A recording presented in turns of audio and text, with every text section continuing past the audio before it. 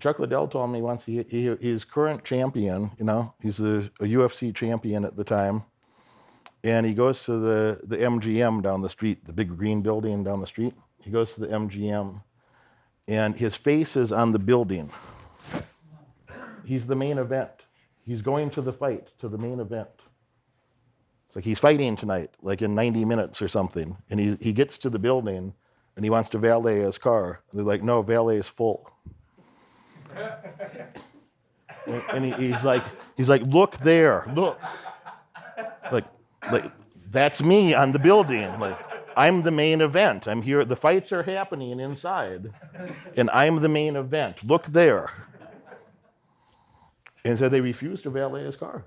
The valet at MGM refused to valet his car, and he's sitting in the valet, and he refuses to leave valet, and he calls Dana, and Dana's in the building, and Dana got the hotel manager and is furious, and Dana's not so calm or sweet like I am. When he's mad, he's loud and mad. I changed my tone, but I'm not so loud. But he's furious about it, and he brings the hotel manager, and he's like, and it's same routine. It's like, look at the building. Look there, you piece of shit. So they validated his car eventually. But who made that decision? Who thought that was a good idea? Like, all right, you're working valet. Say you got an IQ of 85. Say it's a standard deviation below normal, okay? Like, how would you not make the decision that, like, oh, that's the guy on the building. Probably we should make an exception. We could park his car somewhere. So there's somewhere we could put his car. Maybe the parking garage is full. But, like, there's somewhere we could put the car, and we could remember, oh, that's the guy that's on the building. We put the car over there in a non-traditional spot. But we put it somewhere, and we could figure out how to get back to the car and get it back to him later. Like, wouldn't you think, like an 85 IQ individual should probably be able to, oh yeah, that's the guy on the building. I've been looking at his picture there for 6 weeks. Here he is. He just wants to valet his car. Like, you think somebody would make that decision, Park it on the grass. Park it anywhere. Park it anywhere. Leave it sit off on the side in the valet area. Like, park it in the grass somewhere. Park it on the lawn, wherever it can be. Wherever you could put it. Like, it doesn't have to be a parking spot. Just put it somewhere. Put it somewhere that we could get back to it later. Like, here's your vehicle, Mr. Liddell. Can I help you with anything else? So that's astounding to me that things like that could happen, But Dana didn't like it. Chuck told me this story, but he said you've never seen Dana more angry. Humans do stupid shit forever, That's just part of history. But part of being a human, I suppose. And we got to think, what's the quality of person that their best opportunity in life is to be working at the front desk at a hotel? And I'm not trying to be insulting, just think of that objectively. If, like, do you have time to work at the front desk of a hotel third shift? I don't have time for that. You guys don't have time for that. Got other things to do, Do you have time to work at the valet at the MGM and park cars? You got better opportunities, okay? So the person who has the time to do that, if they had your intelligence and your abilities, they wouldn't be doing that either. They'd have to do something else. So there's a limitation there, and that helped me be less angry with some of these type of, crazy customer service things. I'd be like, okay, like, if this person was as smart as me, they'd be doing something more like I am. If this person was smart like some of my friends and clients, they'd be doing something more like that.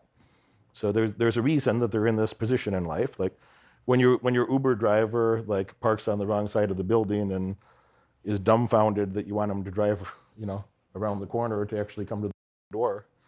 I have to remind myself. I'm like, well, there's a reason that this person's delivering my tacos at 2:30 in the morning. So if they had the intellectual capacity to solve problems like many of you, then they wouldn't have time to do that. So, I think that's one element. And I do think there's a general laziness, though, over time, where people get more fussy, or this is even a construction comment from that mirror company the glass and mirror company. They're like, well, the guys were having a tough time there. That you guys were, there's a lot of people working there, and you're sanding drywall and blah blah blah. And I'm like, yeah, it's a construction site. Like, yeah, there's 15 other people working there besides your team. It's a construction site, yes. And they say, well, yeah, but it's not like it's not like you could do things the way we did 30 years ago. And that was a comment, I think, that like in the past people were more, go breathe some dust or deal with whatever, and people are more fussy or don't want to work the same, don't have the same tolerance for discomfort or whatnot today. So I don't know. I don't want to. We don't. Have, we have to deal with those people when you go out and about, but I don't want to work directly with people like that if I don't have to. Flying, I think, up a lot of things in customer service in the airlines, and I think this is another foible for the brand, but I would change my sleep schedule to be on a United jet in the past. Pre 2020, I would fly on a United jet. About 1.5 million miles on United Airlines. Not points, but like miles, real miles flown. And if you think of what that means, there's 24,000 miles around the Earth. So that means like 60 trips. I'd have to fly in a circle around the world 60 times around the entire circumference of the Earth. That's how much time I spent specifically on a United jet. Not their partner airlines, that doesn't count towards your United miles.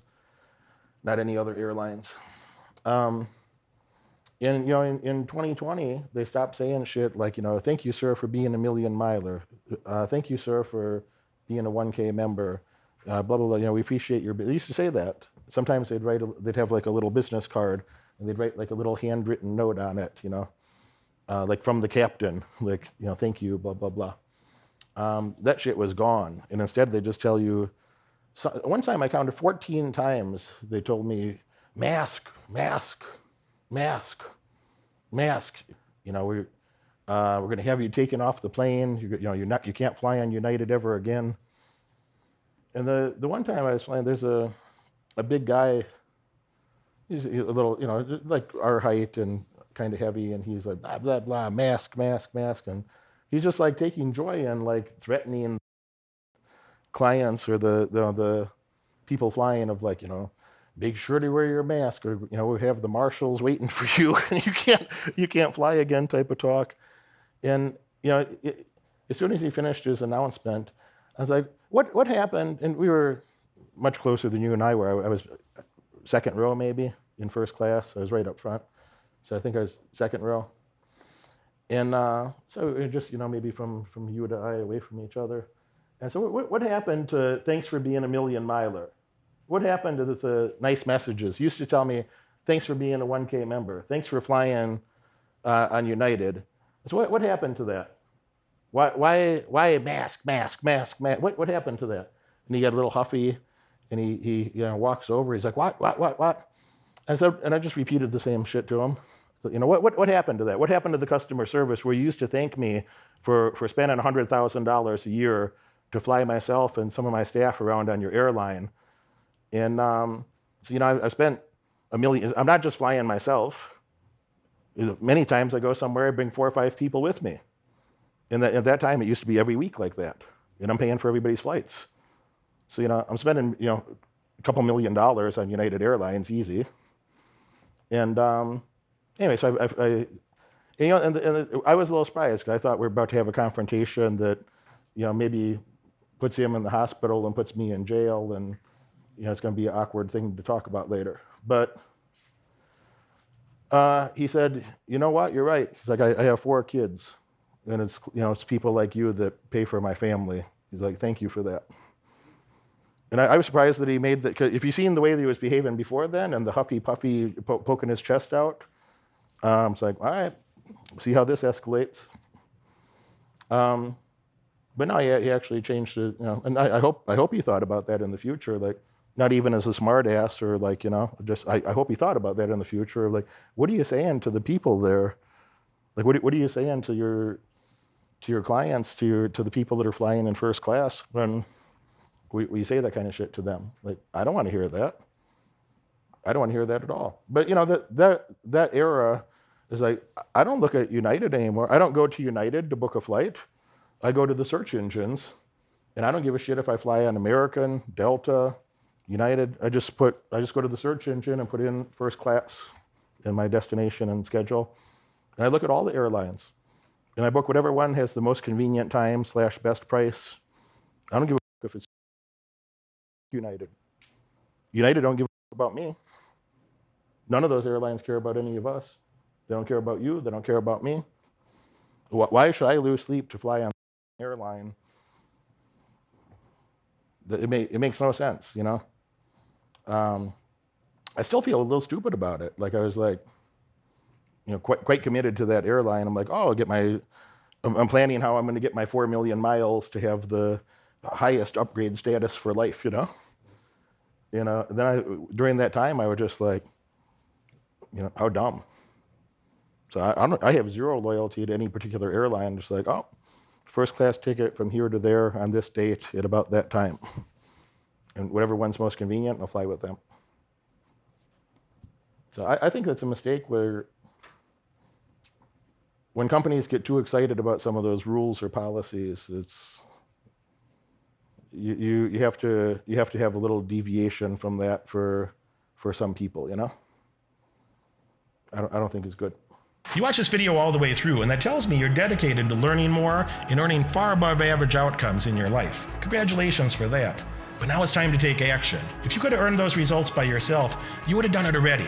My head coach has opened up a few spots on his high-demand calendar for an in-person, one-on-one strategy session to help you. On this call, we'll give you the pragmatic advice that you can implement tonight to get laser-focused on the right metrics and leave mediocrity far behind in your past. Click that link right now in the description below and apply for your call immediately. Do it now.